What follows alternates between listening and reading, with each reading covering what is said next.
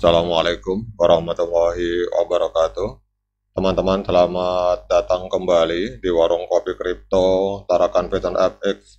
Sebelumnya saya ucapkan terima kasih pada teman-teman yang sampai hari ini masih setia menemani nongkrong sambil ngopi di Warung Kopi Kripto Tarakan Vision FX.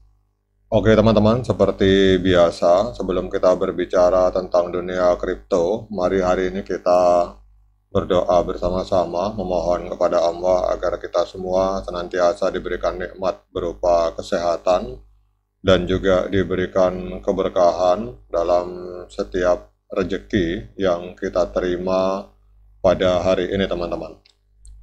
Oke teman-teman, kemudian bagi teman-teman yang belum bergabung bersama grup Telegram Tarakan Vision Free Airdrop, saya mengundang teman-teman untuk bergabung. Nanti linknya akan saya sertakan di deskripsi video. Jadi di sini kita akan berbicara bagaimana caranya mendapatkan peluang profit di dunia kripto cukup dengan bermodalkan handphone dan internet teman-teman. Jadi kita tidak perlu mengeluarkan modal untuk melakukan pembelian token atau pembelian koin. Oke teman-teman, hari ini kita akan update informasi tentang Pi Network. Kita akan jalan-jalan ke sebuah akun Twitter yang bernama Chris Cosma. Jadi beliau ini adalah former Pi Network moderator atau mantan moderator dari Pi Network dengan 12.200 follower. Jadi sedikit banyak beliau ini mengerti apa yang sedang terjadi di balik layar atau apa yang sedang dikerjakan oleh core team di balik layar teman-teman. Ada status beliau yang menarik pada tanggal 31 Juli ini, pada saat video ini saya buat. Jadi beliau menyatakan di sini, saya bersyukur bahwa saya tidak kehilangan uang bersama Pi Network, dan saya bersyukur bahwa Pi masih dalam tahap pengembangan. Saya bersyukur bahwa tidak ada skandal terkait Pi dalam 5 tahun lebih perjalanan Pi Network. Kemudian saya bersyukur bisa bertemu dengan para pionir yang keren, dan saya bersyukur bisa melihat dan mempelajari kerangka kerja uang baru demi kemanusiaan, teman-teman. Ini adalah sebuah kalimat yang luar biasa yang kita lihat di sini bahwa beliau sangat optimis sekali dengan masa depan dari Pi Network, teman-teman. Jadi kita akan melihat pemikiran beliau tentang Pi Network. Di sini ada sebuah artikel What Affect the Price of Pi. Jadi apa yang mempengaruhi harga Pi pada saat open mainnet ke depan teman-teman. Jadi faktor-faktor apa saja yang mempengaruhi harga dari koin Pi. Namun untuk kali ini kita akan membahas tentang isu yang harus dihadapi oleh Pi Network dalam persoalan supply teman-teman. Jadi kita akan membahas tentang bagaimana sirkulasi dan maksimal supply. Jadi ada istilahnya supply yang beredar dalam sirkulasi dan maksimal supply. Kita akan memahami tantangan yang harus dihadapi oleh Pi Network dari perspektif seorang Chris Cosma sebagai mantan moderator dari Pi Network, teman-teman. Jadi Pi Network memang telah menarik perhatian banyak investor dan penggemar kripto di seluruh dunia, namun salah satu isu utama yang dihadapi oleh Pi Network adalah perbedaan signifikan di antara circulating supply dan maximal supply, teman-teman. Jadi dalam video ini kita akan mengulas secara mendalam mengenai kedua konsep ini, mengapa perbedaan ini penting, dan dampaknya terhadap Pi Network serta para investornya. Jadi sirkulasi supply ini mengacu pada jumlah total koin atau token yang saat ini beredar dan tersedia di pasar. Jadi angka ini mencerminkan jumlah koin yang dapat diperjualbelikan dan digunakan oleh masyarakat. Sebaliknya maksimal supply adalah jumlah maksimum koin yang dapat dikeluarkan atau dibuat oleh suatu proyek kripto untuk Pi Network. Jadi maksimal supply dari Pi Network ini ditetapkan di angka 100 miliar Pi, teman-teman. Nah sekarang pertanyaannya, mengapa perbedaan di antara circulating supply dan maximal supply sangat penting bagi para investor? Karena yang pertama adalah ketersediaan koin, teman-teman. Jadi jumlah koin yang beredar secara langsung itu mempengaruhi ketersediaan di pasar. Sirkulasi supply yang rendah dibandingkan maksimal supply ini bisa menandakan adanya banyak koin yang belum dirilis yang dapat berdampak pada nilai koin di masa depan, teman-teman. Kemudian yang kedua adalah potensi inflasi. Jika maksimal supply jauh lebih tinggi dari sirkulasi supply, ada potensi inflasi yang besar jika semua koin dirilis ke pasar sekaligus, dan ini dapat menyebabkan penurunan nilai koin secara drastis, teman-teman.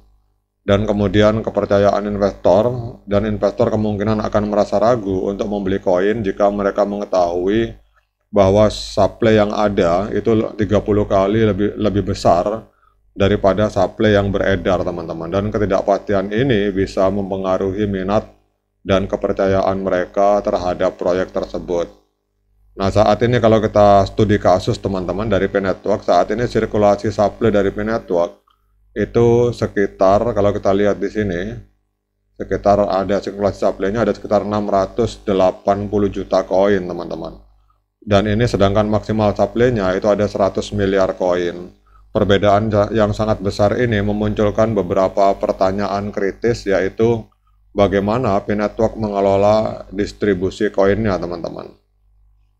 Jadi gampangannya begini, teman-teman, kalau bahasa sederhana, jadi developer itu memiliki 100 miliar koin, teman-teman. Sementara yang beredar baru 680 juta, atau katakanlah kita bulatkan menjadi, ini diperkirakan diestimasi sekitar 1,2 miliar. Berarti bahasa kasarnya kalau 1 miliar yang beredar, sementara developer masih memegang sekitar 99 miliar, pada saat listing di market itu akan berbahaya, teman-teman. Misalkan developer tiba-tiba menjual koinnya dalam jumlah besar, maka akan terjadi dump atau harga menjadi hancur, teman-teman. Kemudian juga kalau kita bicara pre-mining reward, ini sebenarnya sebelum open mainnet ini harusnya sudah beredar 20 miliar, teman-teman. Kalau kita bicara dari roadmap atau dari white papernya P-Network. Jadi kalau kita lihat di sini untuk pre-mainnet mining reward harusnya 20 miliar koin ini sudah beredar di seluruh Pionir. Sementara di sini yang beredar baru 1,2 miliar atau katakanlah 680 juta. Nah, ini adalah sebuah persoalan, teman-teman. Jadi seharusnya P-Network berjalan sesuai dengan rule atau sesuai dengan white paper yang dituliskan oleh mereka. Jadi menurut dari Chris Cosma sebagai mantan moderator dari P-Network, dia idealnya adalah bahwa core team harus menemukan solusi atau segera menemukan cara untuk agar 20 miliar koin ini bisa segera beredar, karena ini adalah sesuai dengan pre-mainnet mining reward, ini harus sudah beredar, teman-teman. Jadi sebelum open mainnet ini harus sudah beredar, namun kenyataannya adalah yang baru beredar baru sekitar 680 juta, jadi ditambah dengan 545 juta, jadi sekitar 1,2 miliar, jadi masih jauh sekali. Dan yang paling penting di dalam pada saat open mainnet itu orang akan berpikir, para investor atau buyer yang ingin berinvestasi di P atau para investor itu akan berpikir dua kali untuk membeli P apabila P yang beredar baru 1 miliar, sementara yang dipegang oleh developer itu 90 miliar. Karena kekhawatirannya adalah apabila mereka membeli kemudian developer menjual, teman-teman. Dan itu adalah hukum yang biasa berlaku di market kripto. Jadi idealnya sebenarnya pada saat open mainnet itu 100 miliar sudah beredar di pasar, teman-teman. Jadi idealnya adalah 100 miliar itu kalau bisa memang sebenarnya idealnya sudah beredar. Tetapi kalau kita lihat roadmapnya tidak seperti itu. Jadi sebenarnya kalau misalkan kita berbicara hukum supply and demand sesuai dengan pendapat dari Chris Cosma, maka investor akan tertarik apabila koin memang sudah benar-benar beredar 100% dan sirkulasi supply-nya juga beredar 100%.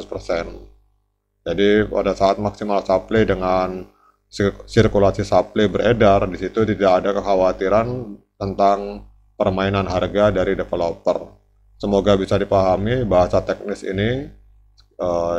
Kemudian kalau bagi yang belum memahami, mungkin kita akan belajar, akan memperdalam di video selanjutnya. Oke, teman-teman, demikian update informasi ini. Sekian dari saya. Assalamualaikum warahmatullahi wabarakatuh.